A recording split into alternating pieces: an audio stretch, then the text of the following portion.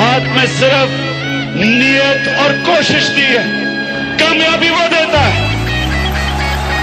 और मेरा ख्वाब है अल्लाह एक दिन पाकिस्तान को वो मुल्क बना जिधर बाहर की दुनिया से लोग पाकिस्तान में नौकरियां ढूंढने आएंगे। पाकिस्तान कभी किसी से भीख नहीं मांगेगा।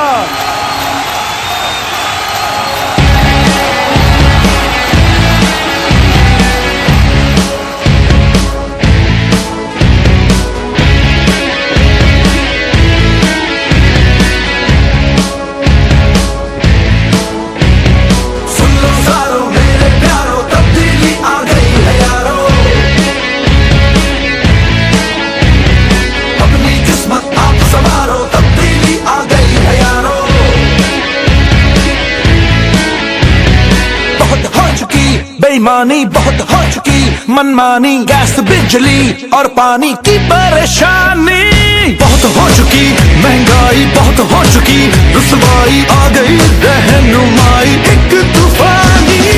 अपनी जिम्मेदारियों को तुम जान लो। अस्सलामुअलैकुम व्यूअर्स, आसफ न्यूज़ के तमाम दोस्तों को जमाल ख़ान का सलाम कबूल हो। व्यूअर्स, आज इस स्पेशल प्रोग्राम में जो स्पेशल गेस्ट हमारे साथ मौजूद हैं, किसी तारुफ के मोहताज नहीं, साबका तहसील सदर PTI हबीब बसीखेल हमारे साथ मौजूद हैं। उनसे सियासी सूरत हाल और बाकी मामलात पर बात करेंगे। सबसे पहले बहुत शुक्रिया सर आसफ न्यूज़ को टाइम देने के लिए। शुक्रिया जमाल भाई और आपकी टीम को मैं खुशामदीद कहता हूँ। मेहरबानी कि आपने मुझे टाइम दिया, शुक्रिया। अच्छा सर, अभी आप मुझे ये बताएं कि आपका शुमार तहरीक इंसाफ के उगी की सतह पर मैं बात करूँगा बानी रहनुमाओं में होता है। सियासत में कब कदम रखा और अब तक तहसील सदारत, आप पहली मरतबा तहसील सदर PTI के कब बने और अब तक सियासत में क्या खोया क्या पाया, इस हवाले से हमारे व्यूअर्स को आगाह करें। बिस्मिल्लाहिर्रहमानिर्रहीम। शुक्रिया जमाल भाई। जैसा कि आपको मालूम है कि 2006 जब मैं मैट्रिक में था तो उस वक़्त हमने मैट्रिक का इम्तिहान दे के उसके बाद जब फ़ारग हुआ तो इमरान खान एक अच्छी शख्सियत हमें नज़र आया। उसके एक मंशूर जब हमने देखा तो उस मंशूर की वजह से मुतासर हो के हम गए PTI में। तो उस वक्त डिस्ट्रिक्ट मानसरा में 3 आदमी थे, नियाज सरखेरी, सरदार ख़ान और वो परवेज़ ख़ान, इश्तियाक एडवोकेट, और इस तरह चंद मज़ीद जो हमारे रहनुमा थे वो थे। और उगी में मैं तकरीबन पहला वर्कर था जो इसने PTI में शमूलियत का ऐलान किया। और आप आसफ भाई ने भी उस प्रोग्राम में हमारे साथ वो किया। बाकी हमारे साथ जो 2-3 दोस्त थे, तो मेरे ख्याल में टोटल हमारी पहली काबीना बनी उसमें 3 आदमी थे हम। अच्छा, पहली मरतबा आप तहसील सदर कब बने और कितनी बार अब तक तहसील सदर बन चुके? 2008 से तकरीबन 2006 के बाद मैं ही तहसील सदर रहा। पहली बार तो उन्होंने मुझे एजाज़ी तौर पे बनाया क्योंकि लोग ही नहीं थे उस वक्त और इतनी दिलचस्पी नहीं थी। लोग उस वक्त इमरान खान के पास कोई सीटें भी नहीं थी। तो दूसरी बार जब हुआ इंट्रा पार्टी इलेक्शन हुआ 2011 में, 11 में मेरे ख्याल 11 में, तो इंट्रा पार्टी इलेक्शन मेरे और मेरे भाई जमाल अलवी साहब के उसका हुआ। तो वो वर्करों ने मुझे वहाँ मुंतहिब किया और फिर हमने बड़े अच्छे तरीके से जमाल अलवी साहब ने मुझे छोटे भाई की तरफ चलाया और हम इकट्ठे चले। तो अल्हम्दुलिल्लाह के 14 के बाद जब तीसरी बार सदर बनने का मौका आया तो मेरा बच्चा बीमार था, मैं इस्लामाबाद में था, मुझे पता चला कि आपका नोटिफिकेशन हुआ है, तो फिर मैं सदर बना। तो ये सियासी सफ़र अभी तक जारी है। अच्छा हबीब भाई, अभी आप मुझे ये बताएं कि 2015 में आप तहसील सदर थे और बल्दियाती इलेक्शन जो है वो भी 2015 में हुआ था, लेकिन आपको टिकट नहीं मिला था। उसकी आप क्या वजह बताएंगे? इसके बारे में आप कुछ बताएंगे हमें?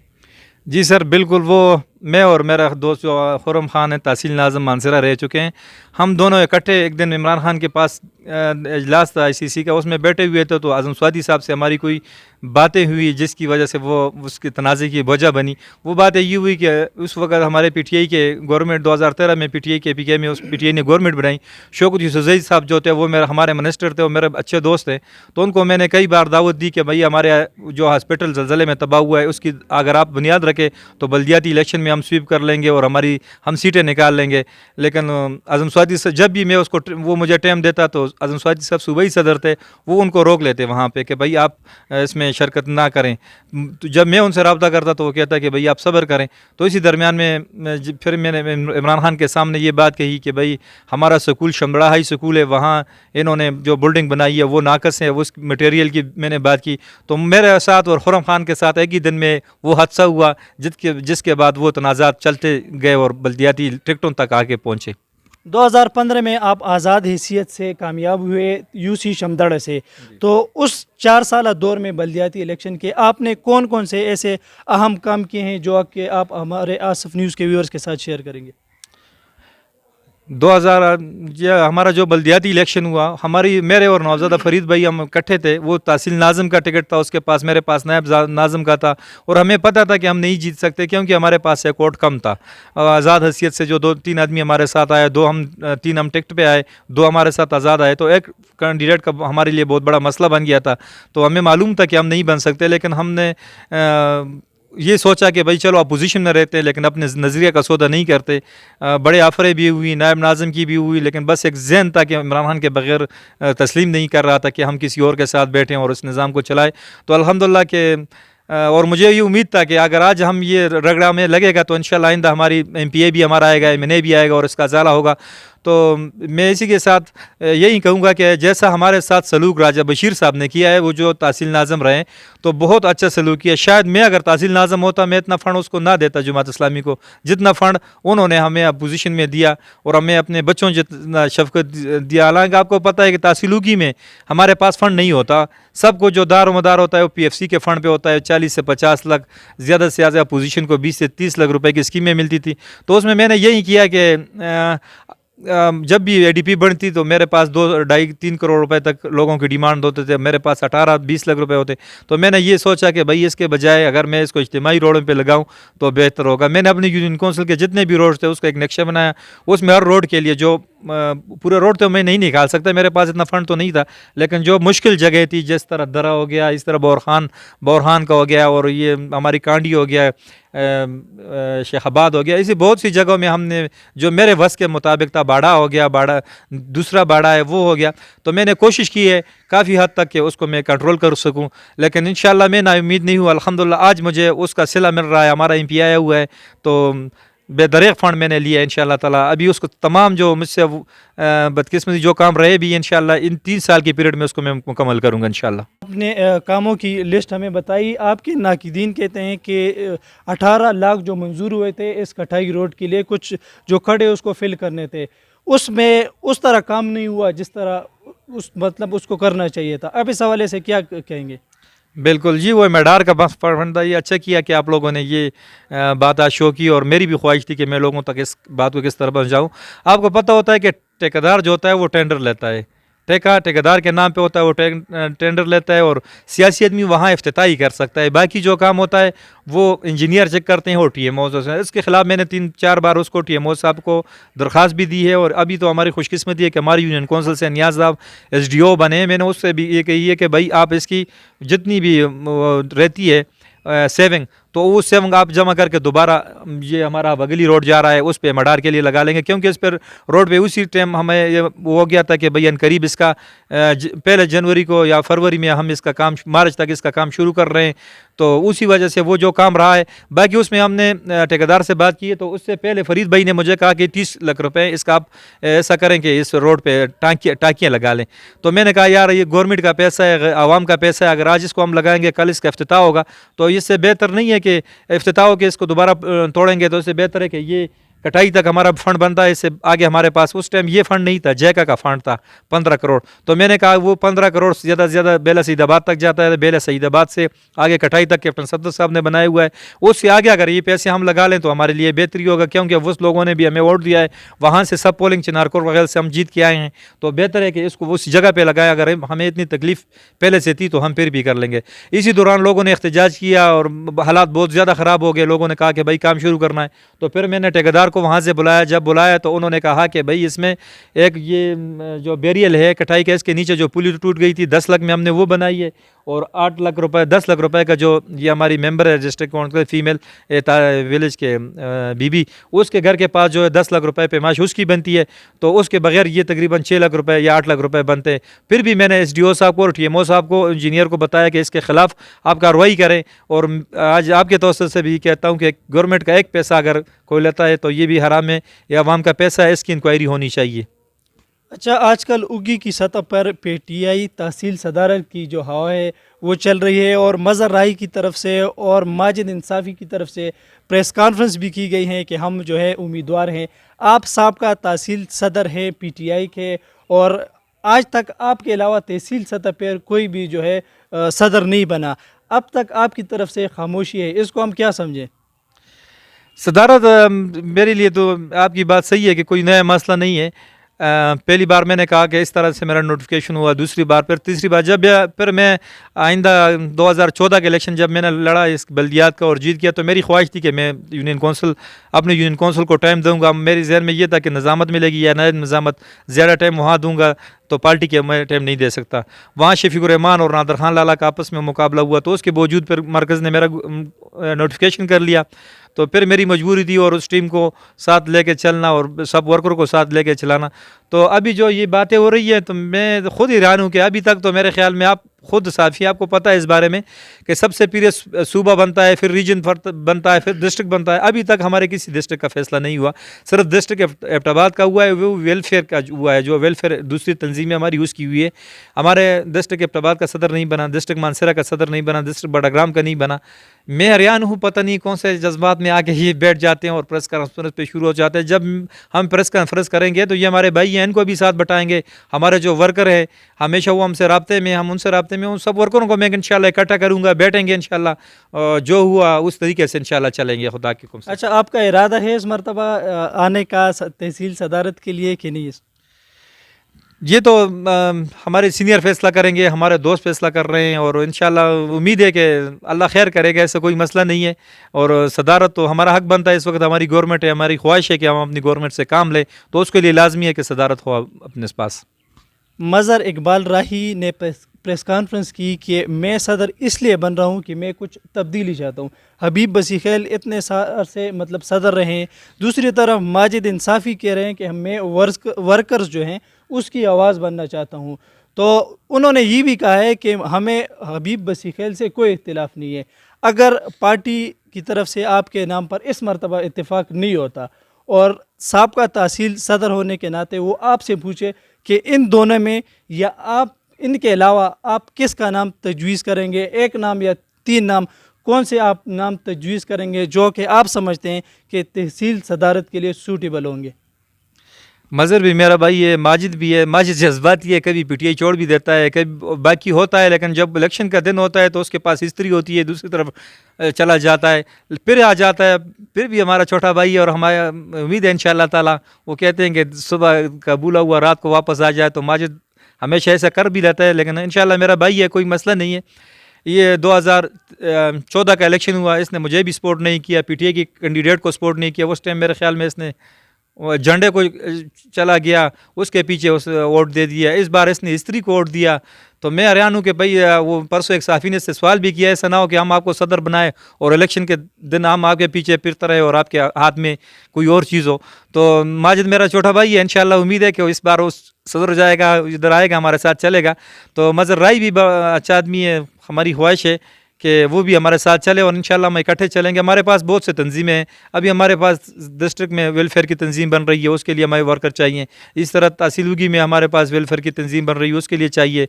फीमेल की तंजीमें हैं तो वो अलहदा तंजीम है, वो अपनी यूथ विंग की तंजीम हमारे पास बन रही है, ISF की बन रही है। तो इंशाल्लाह मैं कहता हूँ कि हमारे पास इतने ओहदे हैं कि इंशाल्लाह उसमें आज क्या नाम है इसका यार, माजिद इंसाफ़ी भी आ जाएगा और ये मेरा दूसरा भाई जो है मज़हर राही, उसको भी इंशाल्लाह सेट कर लेंगे, ऐसा कोई मसला नहीं। नहीं, आप अपनी तरफ से कौन सा नाम सजेस्ट करेंगे? आप तो इतने अरसे जो है सदर रहे हैं, आपके बाद पार्टी में आपकी नज़र में कौन सा ऐसा बंदा है जो कि आप समझते हैं कि पार्टी को अच्छी तरह से लीड कर सकते हैं उगी की सतह पे? हाँ, ये अभी अगर कहूँगा तो आपको पता है सियासी आदमी के लिए मसाइल होते हैं, दोनों मेरे भाई, एक का कहूँगा तो दूसरा दिल नहीं, दूसरे के अगर दिल इनके अलावा भी आप कहेंगे तो वो उसमें कोई चॉइस है आपके पास, इनके अलावा या इन दोनों में आप किसका नाम तजवीज़ करेंगे जो कि आपके बाद, मैं कहूँगा कि आपके बाद सूटेबल हो पार्टी को लीड करने के लिए? मैं अकेला तो नहीं हूँ, मेरे साथ जमाल अलवी साहब है, निसार बंगश है, जफ़र भाई है, मोहब्बत खान है, हमारे जमील है, बाकी जितने भी वर्कर है, अल्ताफ़ भाई, इन सबको बैठाऊंगा। तो अगर मैं एक फ़ैसला मुसलत करता हूँ मैं तो डिक्टेटर हो गया, मैं इस फैसला मुसलत नहीं कर सकता। फैसला तो करेंगे मेरे वर्कर, और मेरी आखिरी राय होगी कि भाई मैं किसके साथ जाऊँ, पार्टी के लिए कौन मुफीद है, मैं उस टाइम फैसला करूँगा। आज मैं अगर ऐसा ऐलान करता हूँ तो बाकी मेरे जो वर्कर हैं, बाकी दोस्त हैं, शायद उनके जहन में आए कि भाई ये डिक्टेटरशिप पे उतर गया है।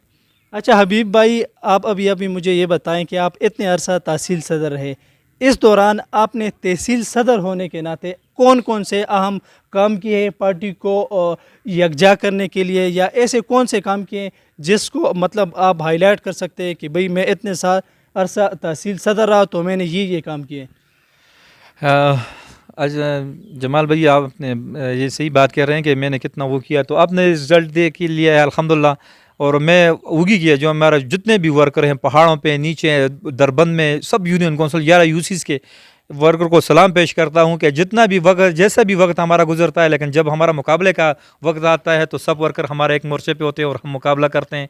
उसका रिजल्ट आपने 2013 के इलेक्शन में भी देखा है, उसका आपने 14 में भी देखा है बल्दियात में, और अभी अल्हम्दुलिल्लाह इसमें भी देख रहे हैं, ये 18 के इलेक्शन में भी आपने देखा कि हमारा वो वर्कर है कि वो किसी लालच का नहीं है, वो सिर्फ ये सोचता है कि भाई तब्दीली आए किस तरीके से है, और इमरान खान से उसकी बहुत बड़ी उम्मीदें हैं। तो हमेशा मेरे वर्कर, अल्लाह का फजल है या खुसूसी करम है मुझ पे कि जब भी वक्त होता है, मैंने जब भी अपने वर्कर को बुलाया हो तो वो मेरे साथ इकट्ठे हुए हैं। बाकी आप जो कह रहे हैं कि तहसील सदारत में, तो मैंने जो किया है, सबसे पहले मैंने तहसील कौंसिल में, मैं अपोजिशन में था, जो डिस्ट्रिक्ट उगी का इशू उठाया तो मैंने उठाया, और मेरे पास जनाब काजी ज़ैदुल्लाह साहब और हाफ़िज़ साहब ने उसमें मेरे साथ दिया, जमाल अलवी साहब ने, और हमने उसको पेश करके, वो बिल्कुल तैयार पड़ा हुआ था, लेकिन बस बदकिस्मती से वो अभी तक रुका हुआ है हमारी। अच्छा, इसके रोकने की वजह क्या है? क्योंकि आपकी हुकूमत भी है इस मरतबा, MPA भी आपका है, ये क्वेश्चन मुझे आपसे पूछना भी था लेकिन आपने पहले हाईलाइट कर दिया। ये जो ज़िला उगी का जो नोटिफिकेशन एक किस्म का भी जारी होने वाला था, अभी तक क्यों रुका हुआ है? इसका ज़िम्मेदार कौन है? MPA आपका होने के बावजूद ये क्यों रुका हुआ है? इसके पीछे क्या वो राज है? हमारा MPS से गाफिल नहीं है। आपको पता है कि जब नई गवर्नमेंट बनती है कि 1.5-2 साल तक वो मसाइल का शिकार होती है, तो जब वो नोटिफिकेशन का वक्त था तो उस वक्त में हालात कुछ ऐसा पैदा हो गए कि वो ज़मान खान पार्टी से इधर उधर चले गए, नोटिफिकेशन हमारे साथ जो दूसरे नोटिफिकेशन उन्होंने ले लिए। हमारी बदकिस्मती थी, वरना आज हमारा एक नौजवान जो है वो बेरोज़गार ना होता, और हमें बड़ी दुख है कि एक आम छोटे से काम के लिए मानसरा जाना पड़ता है, गरीब आदमी का दिल, तो वो सब हमारे जहन में है। और हमारा MPA अभी भी गाफिल नहीं है ऐसे। अभी साल 2-2.5 साल तक मेरे ख्याल में थोड़े से मसाइल होंगे, फिर इंशाल्लाह डिस्ट्रिक्ट का खाता खोलेगा तो हमारा नंबर 1 पे होगा इंशाल्लाह ताला।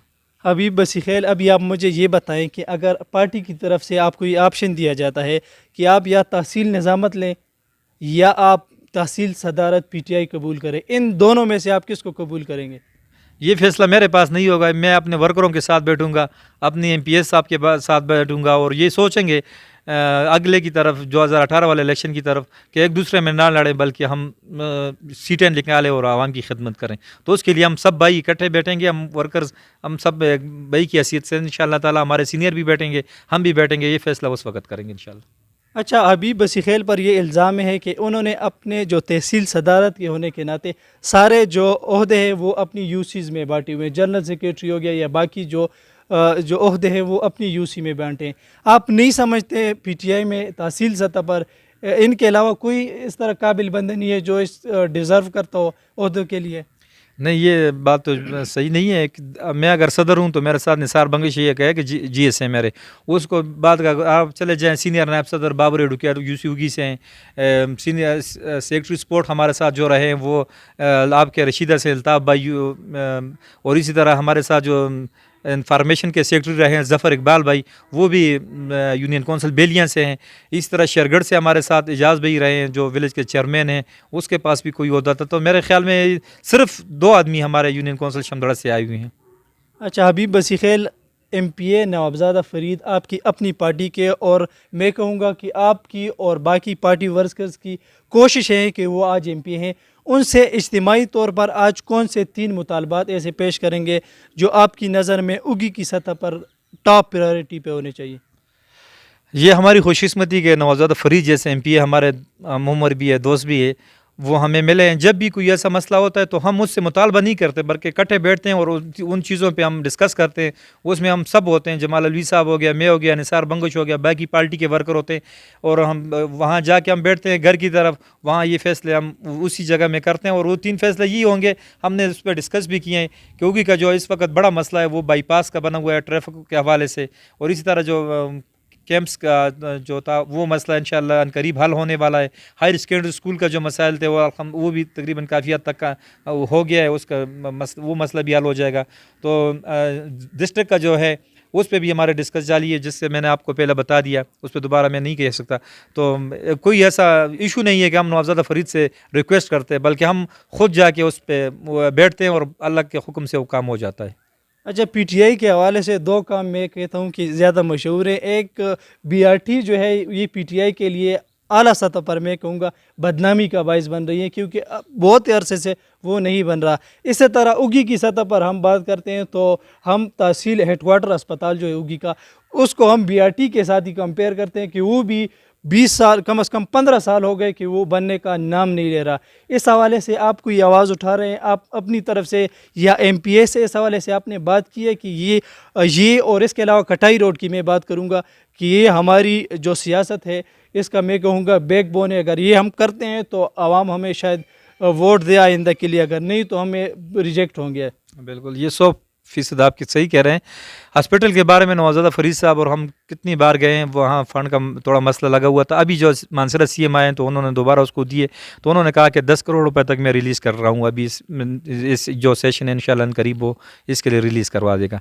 बाकी हॉस्पिटल के बारे में अगर आप कह रहे हैं तो जैसे पहले हॉस्पिटल में डॉक्टर्स और स्टाफ का मसला था, अभी आप खुद वहाँ जाके मुआयना करें। हमारे पास डॉक्टर अरशाद साहब आए हैं CPS, इस तरह दो डॉक्टर जो है बाकी वो भी CPS हमारे पास मौजूद है।